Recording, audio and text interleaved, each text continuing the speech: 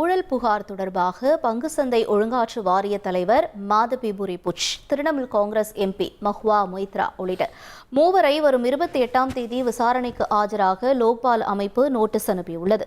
SEBI தலைவராக பதவியேற்கும் முன்பு ஐசிஐசிஐ வங்கியில் மாதபிபுரி புச் முக்கிய பதவிகளை வகித்தார்.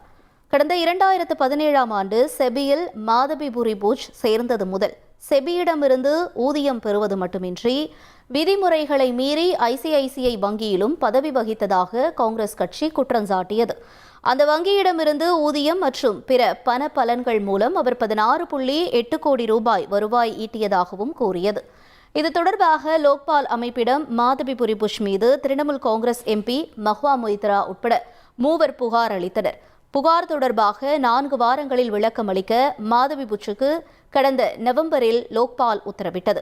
இந்த புகார்களை கடந்த டிசம்பர் 19ஆம் தேதி லோக்பால் அமைப்பு பரிசீலனை செய்தது. அப்போது தனது விளக்கம் அடங்கிய பிரமாண பத்திரத்தை மாதபிபுரி புச் தாக்கல் செய்ததாக தெரிவித்தது. இந்நிலையில் மாதபிபுரி புச், மஹுவா மொய்த்ரா உட்பட புகார் அளித்த மூவர் ஜனவரி 28ஆம் தேதி விசாரணைக்கு ஆஜராக லோக்பால் நோட்டீஸ் அனுப்பியுள்ளது.